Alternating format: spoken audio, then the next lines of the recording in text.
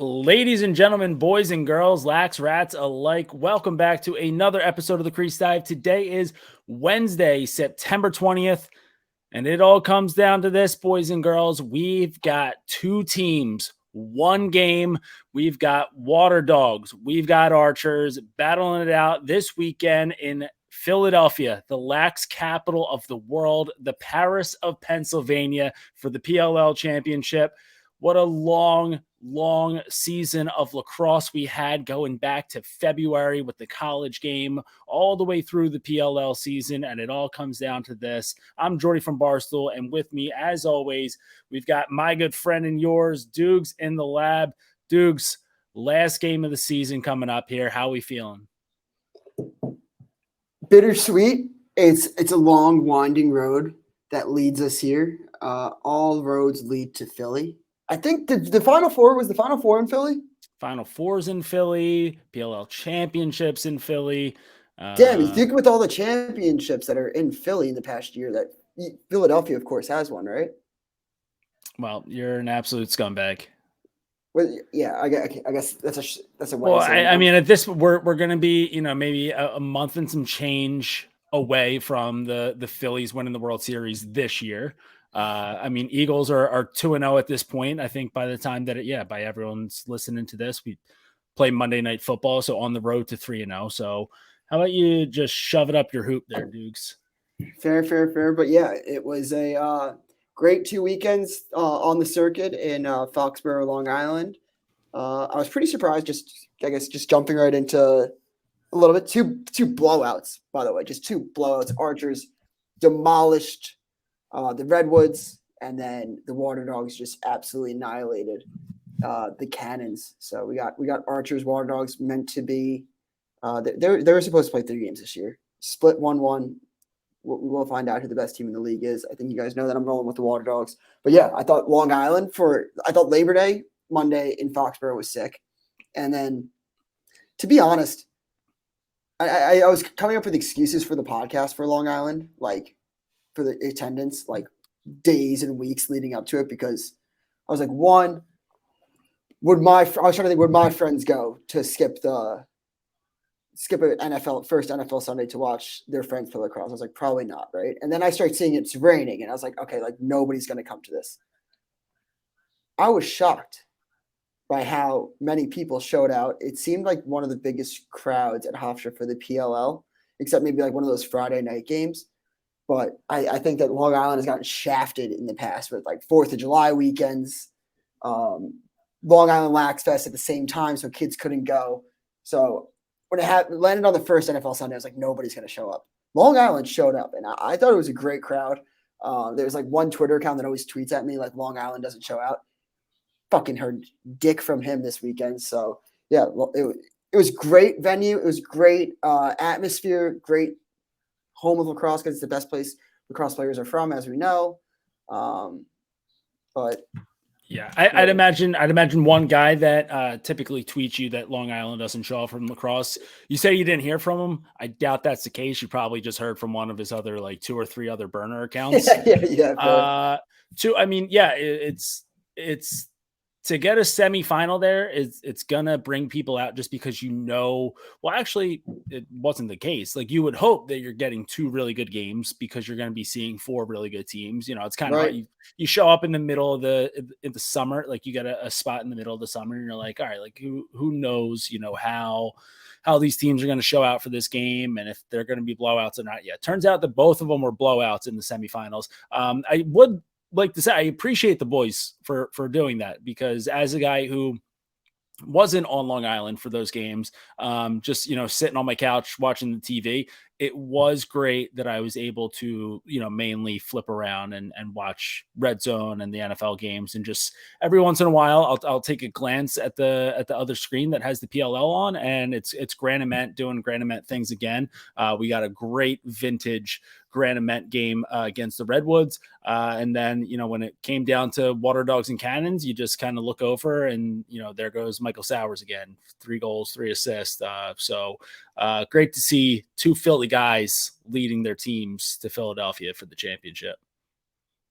Yeah, I like having the Water Dogs in the championship. Like I think that Sowers or Rambo has to be in any championship in the Philadelphia area. It's just going to bring out the drunkest fans, as many just hammered hoagie mouths as possible. Yeah, and we're getting lucky that the Eagles play on Monday, so Philly should get a good turnout for the championship. I don't know how we lucked out with that 2 years in a row, but hey, I'll take it. And my prediction for the winner of this game is I think the winner, or may I say just at least one of these teams, will be the team from Philly next year. I think it might be the Philadelphia Water Dogs or the Philadelphia Archers. Do you think that maybe they're playing for that? Do you think that like that's what's on the line here? It's like, hey, like one PLL championship on the line here, but two teams that are led by a decent amount of Philly guys being like, hey, you guys can have a chance to kind of lock up your spot here for the future. I wonder how that goes with the Canadians. I think I would like to know the Canadians on the Water Dogs if they like Philly. What their thoughts on Philly? I mean, they won championship last year, so they probably have some affinity towards it. But yeah, there's Philly guys all around. You got Mac O'Keefe leading that attack line right now from Long Island for the Archers, just an absolute sniper. Connor Fields sadly out for the year with probably like a broken collarbone or something. I don't know the exact injury, but he got fucking laid out by Eppel. Which was a great hit, by the way. I've been on record quite a few times on this podcast saying that I don't particularly love Garrett Eppel, but there was nothing wrong with that hit whatsoever. That was just a big boy fucking laying the body on Connor Fields, who listen, as he's a I don't even know the word to describe him. He's smaller in stature, but he's like just a fucking maniac who like goes to all the toughest spots on the field. He's always getting crushed pretty much every single time he has the ball because he holds on to it for so long, gets crushed time and time again. It just happens that this time he literally got crushed. His shoulders crushed. I thought you were about to call him a pussy. And I was like, no. I thought you were going, but you didn't. Like I was gonna say frail, but like he's not because he takes so many hits and like he rarely gets hurt. But he's just a smaller guy, So it's like at some point, like physics and human anatomy are gonna win out, and you're gonna run into a guy like Garrett Eppel who's gonna just bust your shoulder. What an unbelievable season from Connor Fields. It sucks that he won't get a chance to be able to finish it. But that Archers offense has so many weapons that, are they going to miss them? Sure. But they have more than enough to kind of overcome that loss just for one game. I agree, and I don't want to take anything away. I just think that like their offense will look a little bit differently because I think that with Fields and Mac, they ran a lot of pick and roll, while with Grant, Ament, Moore, and O'Keefe, I don't know. Potentially, I could be wrong, but I would just assume that the offense looks different with like two quarterbacks back there who can be interchangeable, and then Mac the sniper. So I don't think there'd be as much pick and roll sets between two attack them. Yeah, I would agree with that. But I don't know. I think if we're getting that vintage Grant Ament that we got, like, and it's hard to even say like is Grant Ament back because it feels like kind of disrespect to say that he was ever gone to begin with, but he's been dealing with injuries and he's been kind of a little under the radar with the rest of this Archers offense. So I think if we get that same level of effectiveness out of Grant on Sunday, then you can kind of make up for the lost, pick and rolls with Connor Fields and Mac O'Keefe. It's crazy. The Archers look dominant, and Schreiber had 1 point. I love seeing Oghaven's one of my roommate's cousins. So I had a little bit of an affinity towards him, but I just love the way he plays the game. Just tough, fast kid. So he got one in home turf on Long Island. So that was cool to see. I think Trey LeClaire is. I don't know how he he's. If they win the championship, he'll be kind of be in that like Dane. This is gonna sound crazy, in like that Dane Smith category for me. Not just as elite yet, but somebody who was on a championship level team, or he's a championship level team, and just doesn't get any respect as like how good he is. He's really good, and just he's got to be in that mainstream conversation of being really fucking good at lacrosse. Yeah, I think like first year that Chaos won a championship, Dane Smith, I think that Dane Smith has kind of elevated himself beyond that point now. But he's I think MVP caliber now. Yeah, like Dane Smith is MVP, but I get where we were talking about Dane Smith a few years ago. I could see that as Trey Leclerc now because he's really forgotten about what this Time half out. bench. Go Time ahead. out. Time in. Time out. Time in. This is where box people who are listening right now throw their headphones down and go, "Oh, fucking Dane Smith's been doing this for the Bandits in 2015," and they fucking freak out. We get it. He started field late, and he adjusted the field game pretty damn quick, and he's one of the best midfielders in the world. So well, you want to know as take a deep breath. Time out, time in. I would like to, before we really get into this championship preview, would like to just take the time out of the show to congratulate the Six Nations Chiefs on winning a Man Cup. Lyle Thompson leading the boys to a Man Cup. Listen, I know that we joke about it. I know that Doogs absolutely despises Lyle Thompson, both as a player and a human. But I mean, it's great though to see the decision pay off. I mean, guy gets to spend the summer with his family, then gets to go on and win. Probably, I was trying to think about it. It's probably one of the 6 biggest trophies that you can get in the sport of lacrosse. Like you go Minto Cup, Man Cup, NLL Cup, College Lacrosse National Championship, PLL Championship, and World Championship. So like to win one of those championships after, foregoing the PLL season, I'm pumped up for Lyle. I know that you probably hate it, and I know that you're not. I don't care. I truly don't care. Like people that like I like my thing with box lacrosse is I've never played. Like I played for fun a couple of times, but if I just tried watching box lacrosse and getting into it and talking about it, people would be like, "You have no idea what you're fucking talking about," and it'd be above my pay grade. Like I'll be a fan of box lacrosse. I like to watch box lacrosse. I'm not going to talk about it and seem like some expert. I did watch some of the Man Cup. Lyle Thompson was dirty. He's unbelievable at the sport of lacrosse. I've said that. Like I'm not getting into this whole loop-de-doop again, but yeah, I think the Cannons had a great year. And by the way, how long do you think some of these box people were waiting for this Cannons team to collapse the way they did in the semis? Yeah, I mean it didn't look good for the Cannons in that game. So I as soon as the game was over, because I wrote a blog about it, and obviously we're a week and a half removed from it now. But Water Dogs, they had 5 players with at least 4 points on the day. And so the Cannons didn't have a single player. So like Water Dogs had everybody going off, and the Cannons couldn't find a single player to go off. You would think maybe if you had a guy like Lyle Thompson on the field for the Cannons, maybe he could rectify that. But yeah, it just, listen, it was a long season for the Cannons. They were definitely exceeding expectations for sure. Yeah, I mean, at least mine. I would say that the Cannons were wildly overachievers this year. They were top 3 team in the league. Like you can make the argument like that they were top 3, top 2 team in the league. Right. Yeah, that's what I'm saying. Like, but I would definitely say that that's overachieving for where everyone thought that they would be. I don't want to project my own thoughts on how the season would go, but I don't think that anyone was saying that the Cannons were going to be a top 3 team after losing Lyle Thompson. So definitely a great year for them. And then it's a long summer, man. This thing takes forever. So, they just ran out of gas there. The combination of running out of gas and then also running into an absolute buzzsaw that is the Water Dogs. And I mean, this team coming into the championship this Sunday, it's pretty much the same thing that you would say about with the Archers, except now, the Water Dogs have everybody healthy. It's like pick your poison on who you're trying to stop. Obviously, like it all starts and ends with, hey, like how do we stop Michael Sowers and Kieran McCardle? But even if you do that, even if you shut those guys down, Connor Kelly has had just an insane summer. Unbelievable season out of Connor Kelly. And Ethan Walker, absolute stud. And then we're getting down the list. And that's when we start talking about Zach Carrier, who's probably the 3rd best player in this game.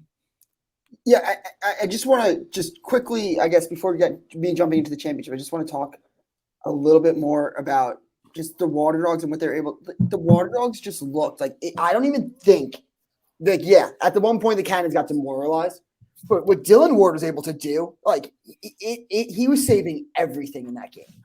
He's an absolute beast. For my money, goalie of the year. If he didn't have a kid, if he didn't have sex one time in his life, he would be hanging the goalie of the year award. So, congrats on the sex, I guess, but no hardware. You do have a kid though. Congrats on that. Listen, let that be a lesson to all you young goalies out there, all you young lads out there who have dreams and aspirations of one day winning a goaltender of the year award in the PLL. Pull out. Yeah. Don't pull yourself out of the game. Just pull yourself out of the situation.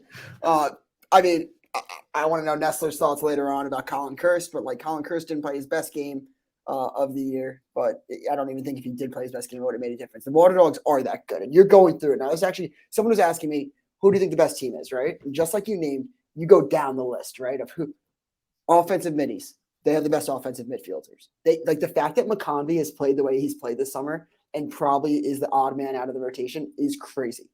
And then he goes, okay, well, the Archers' attack is better. Whose attack do you think is better, Archers or Water Dogs?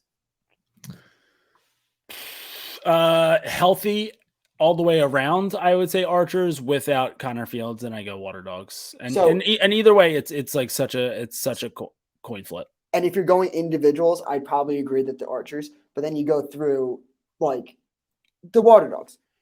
Kieran McCardle at this point, just like he shouldn't even be underrated. He should just be known as probably like I don't want to like I got to think about it, but probably top 3 attackmen in the league. That's but Michael Sowers for sure. Yeah, they're both like 1-2 punch. And then you have Ethan Walker, who's like if you're talking about an attackman who's just a pure sniper off the ball, who I'd want on my team, it's Mac O'Keefe 1A, and Ethan Walker is 1B for me. He does not get enough respect, I think, as a pure dominant shooter. Yeah, just a master stroker. Yeah, I just think that the Water Dogs, the entire roster is just built for championships. And if they stay healthy, I wouldn't be surprised if they're repeating. I'm calling dynasty coming. Yeah, listen, we've said it before, these are the 2 most complete teams. Both teams have elite attack lineups. Both teams have great midfielders led by, these 2 Princeton Stallions, who are 2 of the best players in the world, whether you're talking Zach Currier with the Water Dogs or Tom Schreiber with the Archers. Defensively, they've got studs all over the field. I mean, for my money, Graham Hossick's still just the scariest man in the league.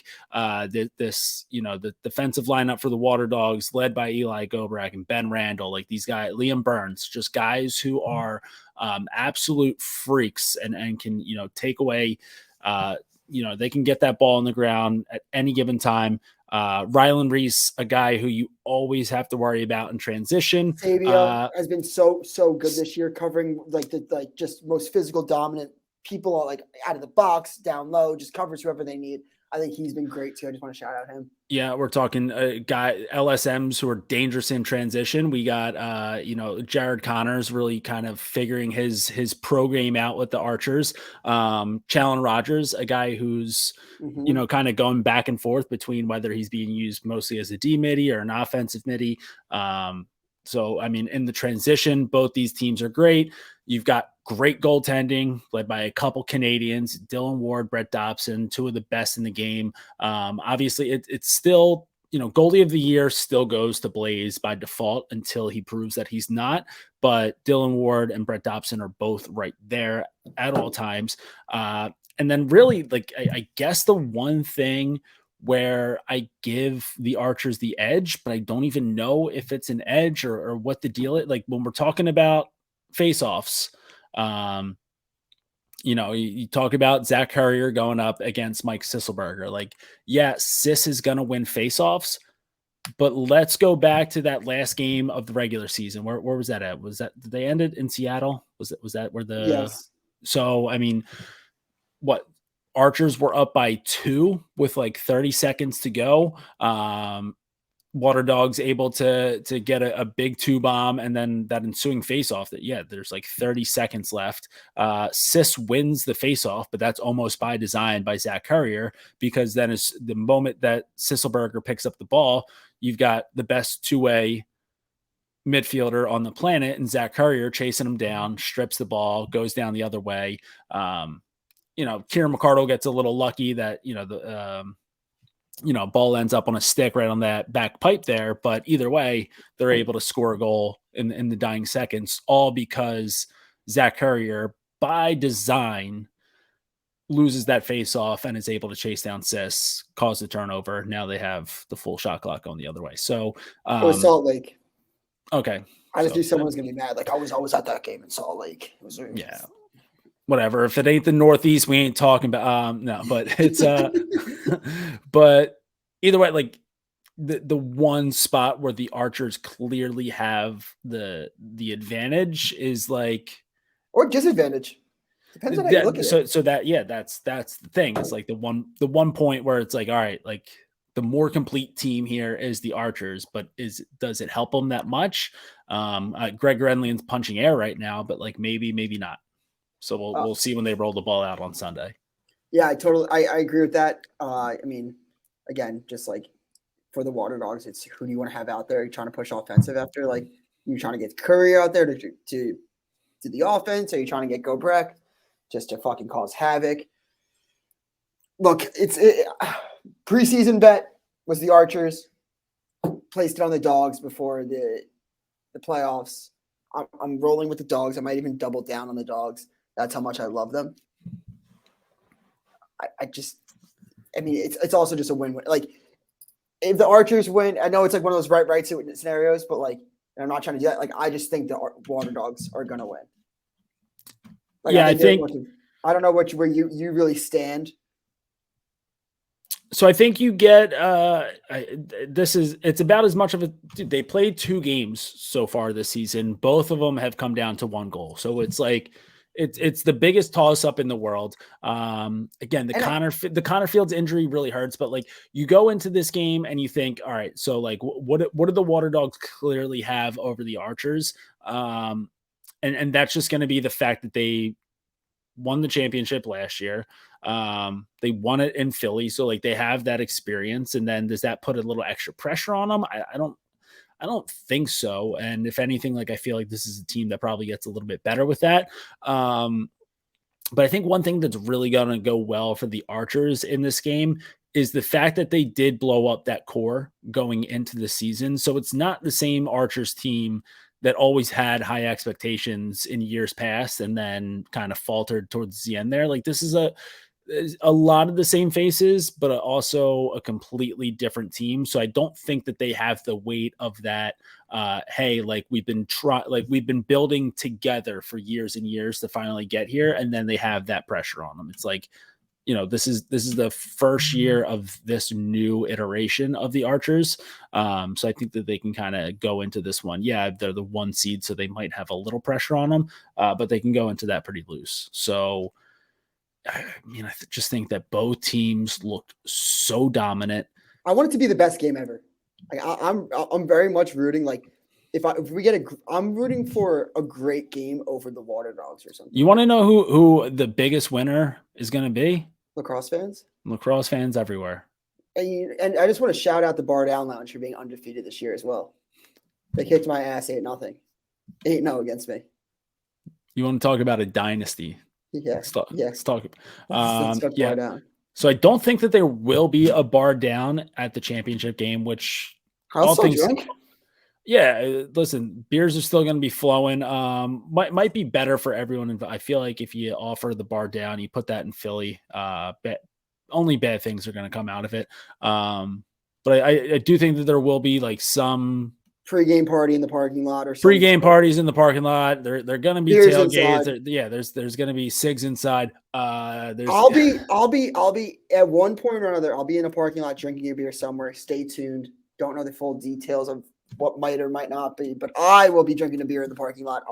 I'll even set up my own tailgate if I have to. There will be beers inside. It will be a good time. It will be rowdy. It will be Philly. It will be Water Dogs on top. It will always be cigs inside. It will be Billy football, Jordie and Doogs on the field. It will be cutting down the nets. It will be back-to-back champs for the Water Dogs. I'm juiced up now after that. Yeah. Shout out Mac O'Keefe, though. I want Mac to go off. That made my bird twitch a little. Yeah. And even before it gets going, so I'm not at liberty to say exactly what's going on just yet. You guys will, this will be a little stay tuned for news coming out over the next couple of days.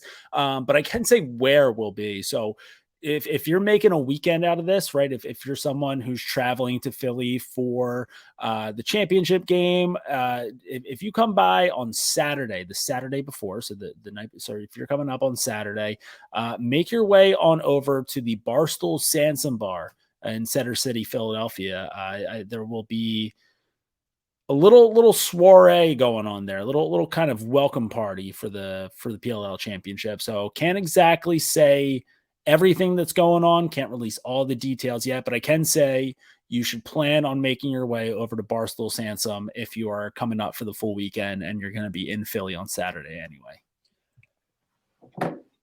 I'll be in Philly. Where will you be? Be by my side. I've never steered anyone wrong. We're going to find out who the MVP should have been.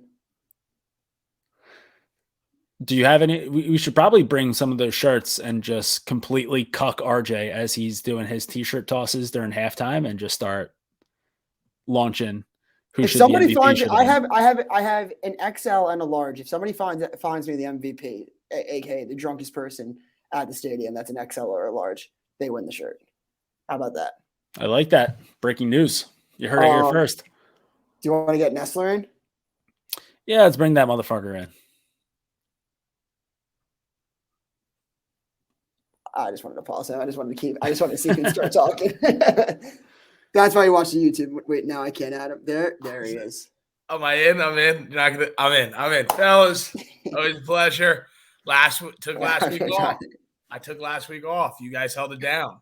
Great episode. It's 4 minutes long.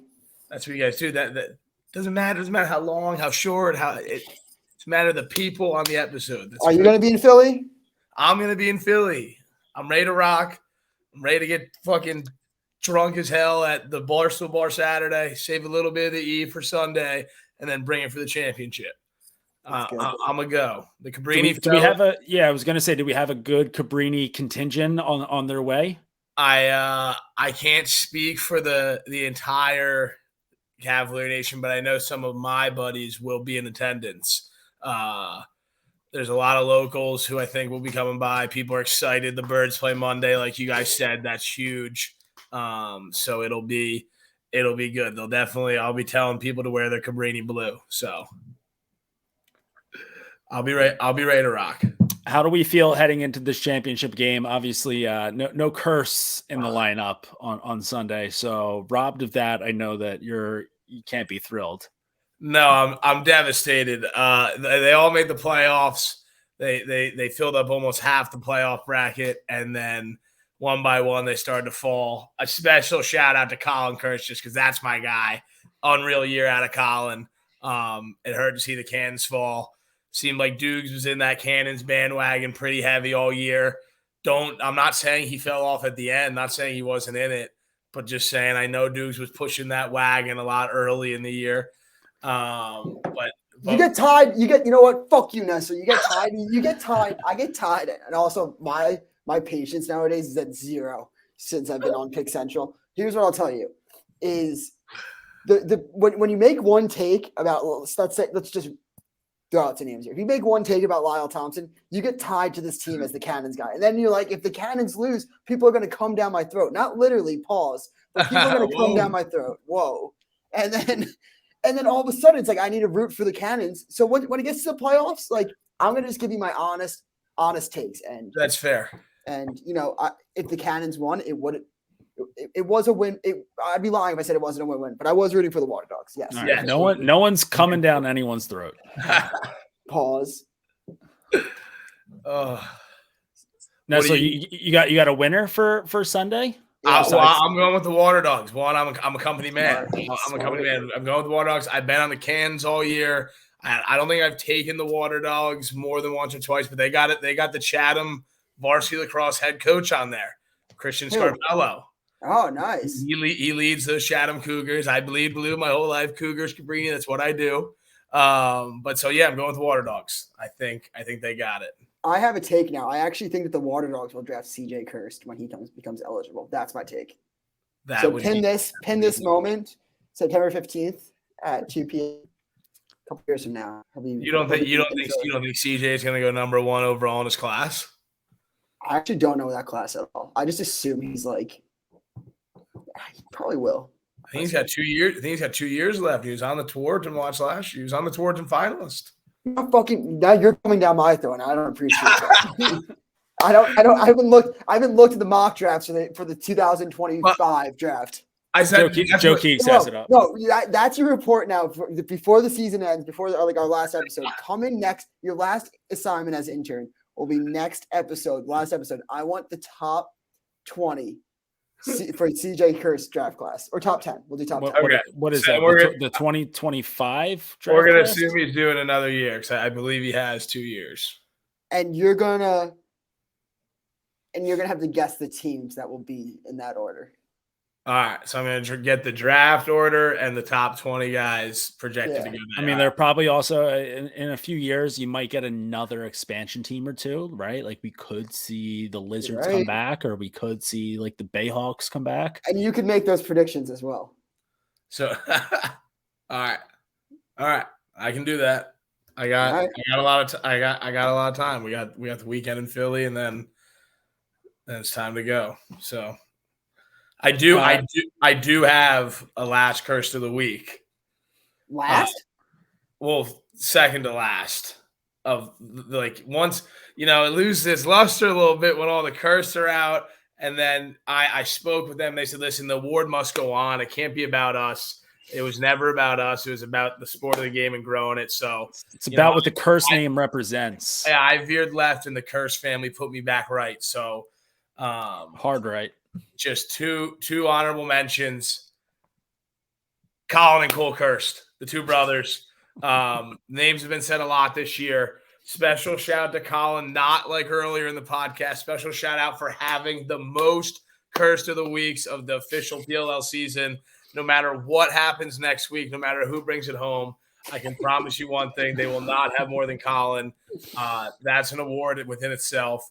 Shout out Cole. Came onto the scene. No one knew people had. I heard murmurs of doubters of Cole Kirst, not on this podcast, in the lacrosse world. And then bang, he showed everyone, I'm here. This is what I do. I'm Cole, motherfucking Kirst. Sorry. And not last. I keep saying last. I'm a last guy. Kirst of the week, official winner, Brett Dobson, 78% save percentage. I mean, I'm a goalie guy. I'm biased towards goalies. You got a problem with it? You message me. We do a little message back and forth. He stood on his head. He's one of the best goalies in the world. If it wasn't for Blaze and Colin Kirst, reverse that. Colin Kirst, then Blaze. Sorry, Blaze. Love you. Kirst number one. No, Dylan Ward? Excuse me? No. I think Dobson's a little better than Ward, but that doesn't mean Ward's not going to show up on Sunday. But I think Dobson's top 3 in the world. I think he's absolutely unbelievable. Do you hate fathers? No, big father guy. Actually, I have one of my own. Shout out Steve. 0 curse of the week so far for my dad, though. So maybe questionable, not a dad guy. We'll have to give him one next year during that Father's Day weekend, the middle of the summer. He'll squeeze one in there. Oh. All right, Ness. We're fired up to see you this weekend. You guys should all be fired up to see him as well. Yeah. If you see any of the boys just rummaging through Chester, PA on Sunday, make sure you guys are stopping by, saying what's up. We'll drink some beers. We'll share some laughs. Might even cry a little bit. But, yeah, should be a great weekend. Ness, we're fired up to see you. Fired up as well, boys. Thanks for having me as always.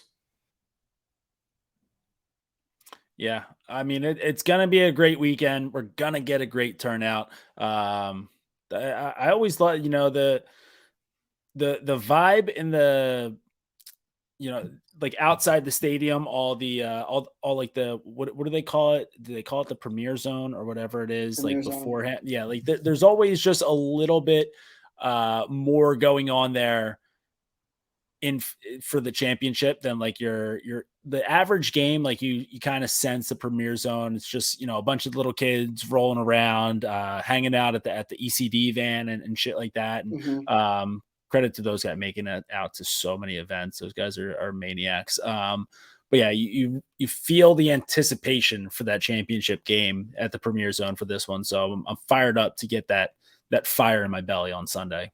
Yeah, and since I'll already be in Philly, I'll be there early. I might even do like, what time's the game? 3? I'll be there at 10. Whenever you want me, Coach. I'll be there. I'll be there early. I'll be there drinking those cool blue mountains. Yeah, mountains are going to be crispy. Mountains are going to be blue. It's going to be a phenomenal weekend. We got anything else going on here, Doogs, before we can wrap this thing up? Was there any major news in the lacrosse world recently? Actually, I'd like to talk to you about this. How do you feel about lacrosse accounts charging for high school kids? Did you see this debate on lacrosse Twitter? Yeah, so I saw that. I'm hoping that it's not a debate. I'm hoping that like 99% of people said fuck that. So what there was a company or an account that was charging. It's like the Crease Dive. It's like the Crease Dive charging $800 for a kid to post his highlights and give a write up on why he's good. I mean, just what a scumbag behavior that is. I mean, maybe here's the thing. I don't know though if I take it for granted that, you know, we grew up playing in hotbed areas, right? So it's like we grew up in an area where if you're a player who's worth moving on to the next level, like you're gonna get seen, right? Just because of how many tournaments and coaches come to the Philly or Long Island or Baltimore area to begin with. So like maybe there's someone in like fucking, I don't know, like Missouri who like they're not getting coaches out there and they're like, hey, like how do I get my film out there to these coaches? And like maybe there is some need for a service like that to like kind of promote kids that aren't in hotbed areas. Sure as shit ain't worth no $800 though. Yeah, that's the thing to me. And like I saw like the PLO Combine got dragged into that a little bit. People trying to be like, oh, the people that were hating yesterday. Let me tell you this. It is 1,000% different when it's professional lacrosse players and people within the game that actually do have pull and actually do like, it's not going to be like, hey, can I pay you to come to the combine? It's like you're selected to come to the combine, which is way different. Then get mad at Jake Reed Blue Chip. Get mad at Maverick Showtime. Don't get mad at like the PLL Combine. This is just going to help these kids. It's going to like, so like, I just think it's so different when you're selected versus when you're paying someone and you're taking a surge. You know what I'm trying to say in that? And not even that though. It's like at the very least, like you're getting in front of people that are like, right. Was there anything about this company that's charging $800 that's like, hey, like we're for sure like getting like any coach to actually watch your shit? Or was it just like hey, trust us, like we have like pretty much like everyone in our DMs, they're like, hey, like I played with Brendan O'Neill and it is wish wash. It's wish wash where it's like no one really knows. It's all murmurs and whatever. But like you haven't really seen anyone stop and come out and be like, hey, that's not what we're doing. So that's where I'm like a little bit like, ooh. But at the same time, like I would a lot of Firefest vibes. Yeah, I would never charge someone $800. But like, if you want to pay me $400 to put your highlight tape out there, like I'm a good guy. I promise. Send me a couple beers, maybe a T-shirt. Yeah. But yeah, that's all I really got this week. Last episode of the season next week. Yeah. It's been a long one. What are we at right now? We are season 6. This coming out will be episode 33, so we'll end up with 34. Long year going for all the way back to college to this. So, like you said at the top of the episode, bittersweet. I'll probably enjoy a couple weeks away from lacrosse if we're being totally honest after this, but I think it's going to be just an unbelievable game to send us off into the off season. So yeah, so now you can bet on a blowout one way or the other. Yeah. Oh my God. I'll be so disappointed. Please don't do it. And if you do, if we see one team pulling away in the first half, we can just like send Nestler down to the control room and just like pull the plug on the electric and then have a nice little stoppage in the middle of the game there for everything to reset. But yeah, so get fired up. We've got Archers and Water Dogs, 3 p.m. If you're not going to be in the Philly area, if you're not going to be able to catch it live, you can also watch it on ABC, also streaming on ESPN Plus. Make sure that you are following us on Twitter and Instagram. We are at the Crease Dive on both. If you're heading down to the games, tag us, let us know where you're going to be tailgating. We'll come by. Like we said, we'll probably show up super early, be there hours ahead of time to be able to, delete copious amounts of beer. So let us know where you're going to be tailgating. Let us know where you're going to be sitting. Maybe we'll just be perusing through the stadium throughout the game. And in the meantime, we'll be keeping it low to high until the day we die. We out.